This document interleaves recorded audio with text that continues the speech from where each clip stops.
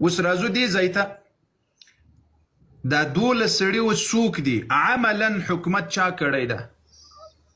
امامت چا کړی ده؟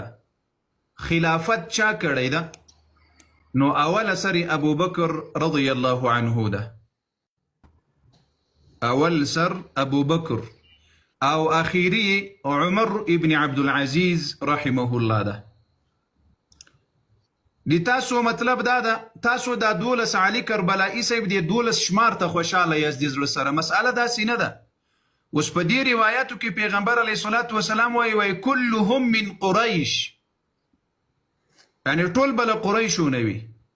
که چیرې رسول الله صلی الله علیه وسلم مطلب دا وایي چې کلهم من بني هاشم، نو د تاسو خبره صحیحه وه چې دا به له بني هاشمو نه وي، یعنی د علي رضی الله عنه اولادي او د ماله کورنۍ نه به وي. خو نبي علیه السلام ویلي کلهم من قریش. یو خبر.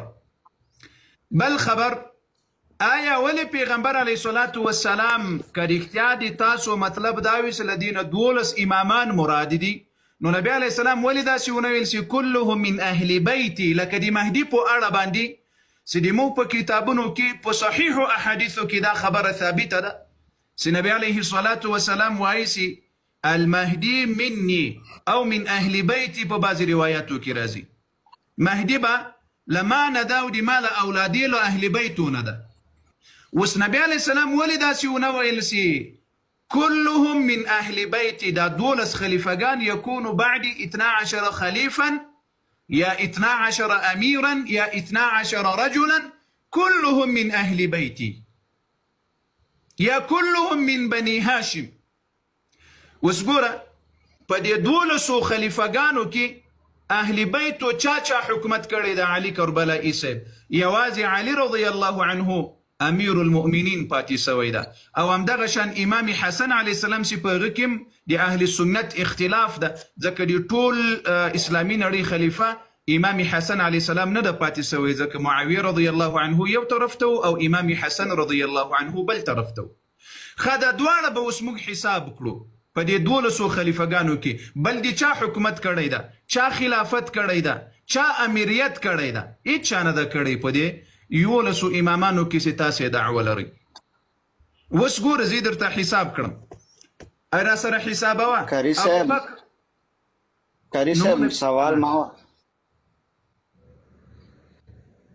حسابه اوس درته وایي چې کم 12 کسان دي. اوس غوږ ورته ونیشه. وایه څه وایې؟ درته ویې ښیمه که څنګه وکړم؟ او که به ډایرکټ نامې واخله. نامې اول ابو بکر ده، 2 کاله یې حکومت و خلافت کړی ده، ښه څه باندې 2 میاشتې. بیا عمر الفاروق ده 10 کاله او 2 میاشتې خلافت کړی ده. بیا عثمان ذو النورین ده 12 کاله یې خلافت او حکومت کړی ده.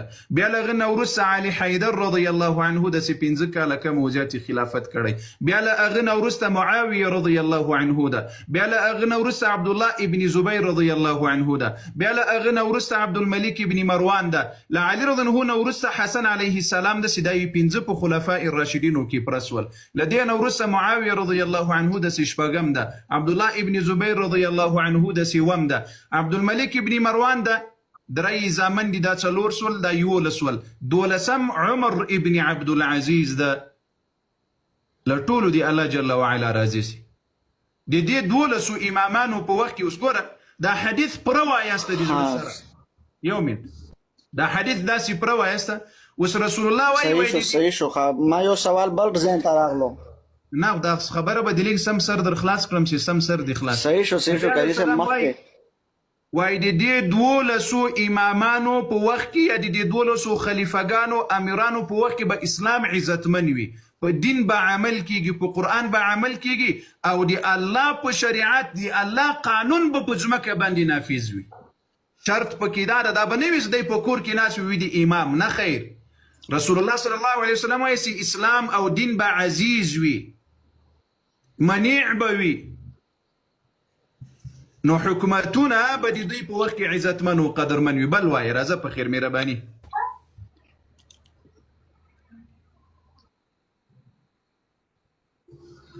کربلائي صاحب بل سوال دی وکړه. بل سوال دی ګوره تا دې کې څه باره نامې مې واخیستې دې کې تا امام مهدي صلوات الله وسلامه علیه نامه وانخسته اور تاسو روایتو کې غالبا دا شته دي حضرت امام مهدي علیه السلام غاد رسول الله خلیفہ دی صحیح شو بیا یعنی دا رسول خدا څخه 12 خلیفہ نه ویلي دي 12 جانشین دا بیا امام مهدي څخه تاسو څنګه مو شیعاګانو نظریه ده که څنګه یعنی ولادت شوی دی ظهور بکیږي او تاسو نظریه ده څنګه غو ولادت کیږي خو خلیفہ د خدای خلیفہ دی د رسول الله خلیفہ دی بیا دا یعنی کوم خلیفہ کټګری کې راځي 12 جنشین 12 خلفا خو پورا شو بیا دا کوم کټګری کې راځي وکس دی خدای خلیفہ نه د بل ورده سونه وي الله جل وعلا خلیفہ نه لري ښه الله یې خلیفہ جوړوي د مؤمنانو په سر خلیفہ جوړوي ښه دا بعضې خبرې زده کړئ او تر مذهب مو وګرځېږه الله جل وعلا عظیم ذات ده ولم یکن له کفوا احد الله جل وعلا خلیفہ ته ضرورت نه لري الله جل وعلا مهدي خلیفہ جوړوي د مسلمانانو دپاره په اخیره زمانه کې په دې کې هېڅ شک او شبهه نشته نبي علیه السلام ویلي یکونو بعدي لما نه وروسته به د 1200 امیرانو د 1200 خلیفګانو په وخت کې دین عزتمن وي له هغه نه وروسته به بیا د مسلمانانو په منځ کې ګډوډي راځي مخالفتونه به راځي نو مهدي علیه السلام په اخیر وخت کې ده هغه د قیامت په لویو نښو کې ده د قیامت چې لوی نښې شروع کېږي اول نښه د مهدي علیه السلام راتګ ده چې دا به راځي 7 کاله به دی حکومت کوي او په ټوله اسلامي نړۍ باندې به یوازې د مهدي علیه السلام حکومت و خلافت به وي صحیح ده بیا به عیسی علیه السلام راځي دی به دا خلافت عیسی علیه السلام ته سپاري صحیح ده بیا به 40 کاله کم و زیات عیسی علیه السلام خلافت کوي او حکومت به کوي ښه ها یو بل سوال دی ښه وکړه دغه اهل سنت ما څخه خو د اوس ټیبلیټ مان شولو ټیب دی کې مکمل حواله دی تقریبا تاسو صحیح سته کې دا حدیث موجود دی رسول خدا نه څنګه فرمایي امام علی علیہ السلام جناب فاطمہ الزہرا سلام الله علیہا اور امام حسن علیہ السلام اور امام حسین علیہ السلام دو سره چا جنگ وکړو غو ما سره جنگ وکړو مفهوما نه درته بیانوم صحیح دی غو ما سره جنگ وکړو چا دو سره صلح وکړه غو ما سره صلح وکړه صحیح شولو څه دا چا اوس امام علی علیہ السلام سره جنگ کړی صحیح دی هغه په باره کې تاسو څه نظریه دی دا آیا رسول خدا سره جنگ شو خانه ښه اول خدا روایت بیت وخی چې په کوم کتاب کې د لزانه خبرې مه کوه ښه او دوم له امام علی رضی الله عنه زه ورسته څم خبره واره کاری صاحب زه ورسته څم حواله یې قسم مسه د ټیبلیټ مان شوی چاره جوړ کړي چې زه دې موبایل کې ورسته څم قسم راځم وشاهن برق ته ورکړه ښه اوس جنگ چا ورسره کړی د جنگ چا ورسره کړی له امام علی رضی الله عنه سره ور یو خو جنگ جمل ورسره کړی عائشہ ورسره کړی څوک وایي عائشہ رضی علی رضی الله عنه امام علی علیہ څوک وایي جنگ جمل نه دی شوی نه دی شوی جنگ جمل سوی د تو وایي چې علی رضی الله عنه سره جنگ سوی د څوک وایي چې کړی ده جنگ نه دی شوی ته نه مانی چې دا جنگ نه دی شوی څه نه مانی بس آو یا نه کې جواب راکړه بس خبره ختم دی به مې مولا سوال غلط دا جنگ ورسره کړی دی الله بنده جواب راکړه دا جنگ ورسره کړی دی د دې جب د پښتنه تا کړی د زله تا نه سوال کوم خبره کاری سے مسلمانانو سر خلاصي خبره کاویو مینه کاری سے آسان سوال آسان سوال دغه جنگ جمل چا ترمیان شوی دی جنگ جمل په کوم ځای کې سوی ده کاری صاحب ته مانا ځای پرېږده به ماته نه ځي پاته شته هېڅ پاتې زه تا نه صرف یو سوال ګوره په تاریخ د علي کربلایي جانه ودې زړه سره تاسې تاریخ ته ځې د تاریخ کې به یو ځای نه را اخلي ښه د تاریخ به یو ټوټه یا یوه خبره نه پکې را اخلي ته اوس په دې نه پوهېږې کاری صاحب زه د کاری صاحب ما خبره وره بیا ته خبره وکړه څوره خبره کیس ته راته وکړه زه د ناست یم زه نه سمې شیطان ته صرف دوره ماته وویه چې جنگ جمل چا ترمان شوی دی صحیح شو چا ترمان جنگ جمل شوی وي بیا ته غوله تاریخ پس منظر ته بیان کا جنگ جمل پښتنه خو کانه تا وکړه کنه ما دا تا نه پوښتنه کوي چې جنگ جمل چا ترمیان شوی دی تا ویلو چې ما پهلا سوال بدل او تا ویلو چې چا ترمیان الله بنده خو پوي سولم په خبره زر بس اوس ته ډیټیل پوي کا اوس ما ته دا جنگ جمل نه د معلوم شي په کوم ځای کې سوی دا ځای اوس لتانه پښتنه کوه مراوي خې په کوم ځای کې سوی د جنگ جمل जय प्रेदावा कैसे बता ता चविलू छ त जय प्रेदावा ता जय प्रे चेता के शवे त सिर्फ दोरा हुआ माता दोरा कारी से 2 मिनट कारी से आसमान की وغس په خبره ځان ګور ک علمي ته دی حقیقت نه بحث کوي ګور ته دی حقیقت نه انکار کوي कारी صاحب الا الله कारी صاحب ته علي کربلائي په دې خبره لیک سره خلاص کړ غواړي علمي بحث وکړي را سره او که غواړي الزامي بحث وکړي که الزامي بحث کوي ته دا روایتونه یوم په خپل کتاب کې نه لري نو تاسې اره خبره کوي راوړه په خپل کتاب کې په صحیح سند سره دی خبره راوړه نه لري دی خدای په فضل سره نو زه غواړم چې تحقیقي بحث علمي بحث در سره وکړم چې سر دی خلاصي اوس دا جنگ جمل په اسمان کې سوی په وریځ کې سوی په فضا کې سوی په ایران کې سوی په امریکا کې سوی په روس کې سوی د په کوم ځای کې سوی د جنگ جمل په کوم ځای کې سوی ها مایک دی خلاص کړه علي کربلائي مایک دی خلاص کړه مایک دی بند دی علي کربلائي سے کورمی ایجنسی کی وای سوی ده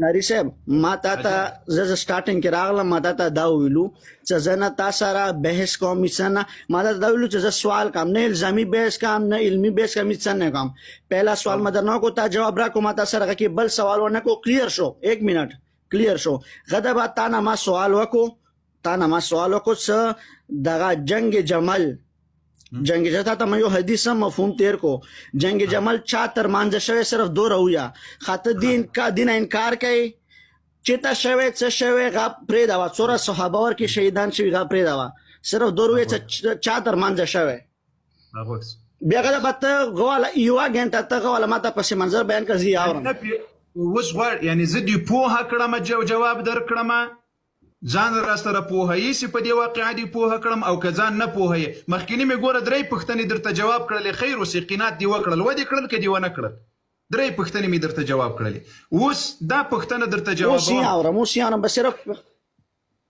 ها وکس ګوره ګوري دې زړه سترونو علي رضی الله عنه په مدینه المنوره کې و ګوري تاسو د علي رضی الله عنه یا د نورو صحابو په منځ کې کوم جنجال راغلی ده دا یوازې په جنگ باندې مه تعبیروي چې فقط د دوی په منځ کې جنگ سوی ده تاسو ګوري د مظلوم امیر المؤمنین عثمان ابن عفان رضی الله عنه د شهادت واقعه راواخلیه عثمان ابن عفان چا په شهادت ورسول اوس راته غوږ چې ښه دي سر خلاصي عثمان ابن عفان خوارجو په شهادت ورسول خوارجو په مدینه المنوره باندې راغلل او محاصره یې کړل عثمان ابن عفان په شهادت ورسول متاسفانه چې تاسو د هغه سبب په اړه پوښتنه نه کوئ ځکه هلته عبدالله ابن سبا یهودی ده او هغه د علي رضی الله عنه شیعه و دغه پوښتنه نه کوئ کاشکې مو دغه په اړه یو ورځ پوښتنه کړې وای عبدالله ابن سبا یهودی دا د یمن یو یهودی ول دا د عثمان ابن عفان رضی الله عنه په اخیری زمانه کې راغلل مدینه المنوره ته بیا بصره ته لاړل بیا کوفه ته لاړل بیا مصر ته لاړل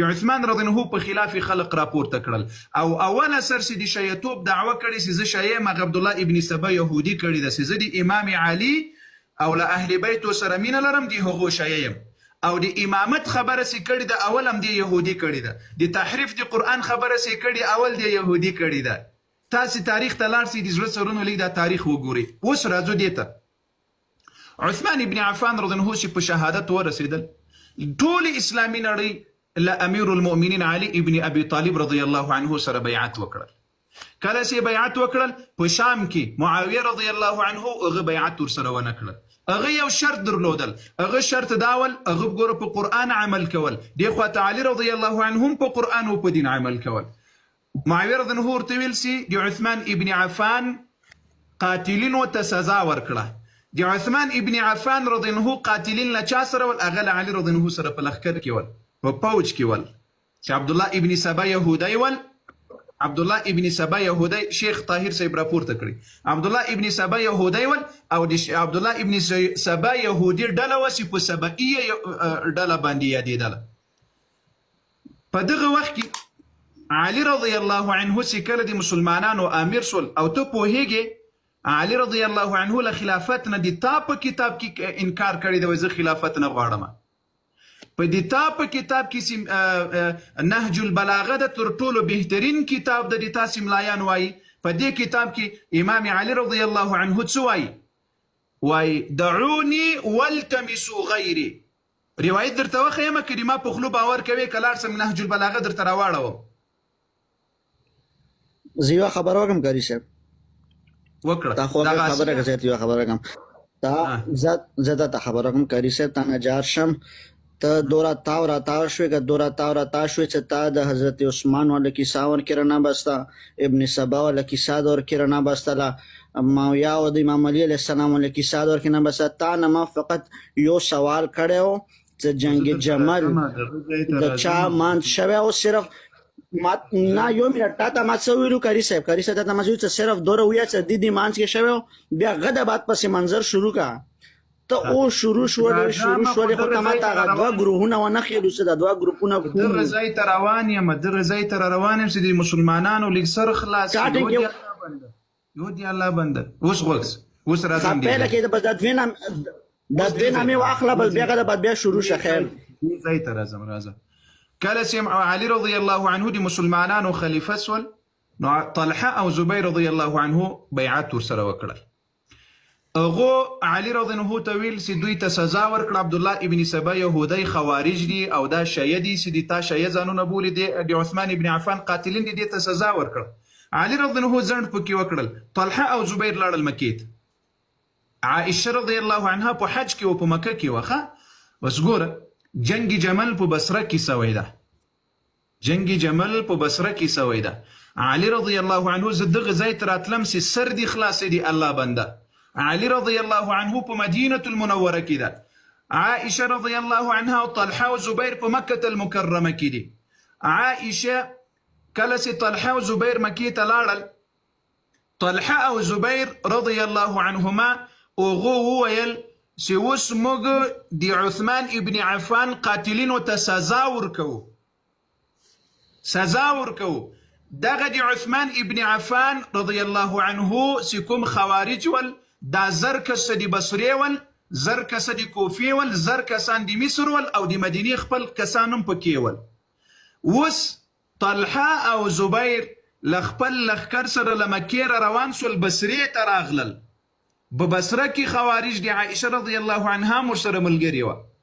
دا بصره له مدینة المنورې نه لرې د بصره په عراق کې ده او مدینة المنوره د مکې په خوا کې ده. که چیرې طلحه او زبیر او عائشه رضی الله عنها له علي رضی الله عنه سره جنگ کولی و، ډایرکټ به په مدینه باندې حمله کړې وه، ځکه له علي رضی الله عنه سره لښکر په مدینه کې نه ول. د الله بندګانو لږ حقیقت درکړی. طلحه او زبیر مدینې ته نه لاړل، راغلل بصرې ته، ځکه په بصره کې خوارج ول او هغو خوارجو په عثمان ابن عفان باندې حمله کړې وه. طلحه او زبیر راغلل بصرې ته راغلل. کله چې بصرې ته راغلل، په بصره کې د علي رضی الله عنه والي و د عثمان ابن حنیف په نامه باندې. له هغه سره خبرې وکړلې، ورته ویلي تاسو دا تاریخ لیک سم وګورئ، دا البدایه والنهایه تاریخ وګورئ، ځکه د مو معتمد تاریخونو کې البدایه والنهایه ده. په دې ځای کې طلحه او زبیر اول سر کې د بصرې له والي سره مخالفت راغلل. د بصرې والي اجازت ورنکړل، وایي بصرې ته مه راځئ. په دغه وخت کې عثمان ابن حنیف او د طلحه او د زبیر رضی الله عنهما په منځ کې خبرې راغلې چې موږ راغلي یو تر څو لښکر را سره واخلو، فوج را سره واخلو، لاړ سو د علي رضی الله عنه ملا ور مضبوط کړو او له ټولو خوارجو انتقام واخلو.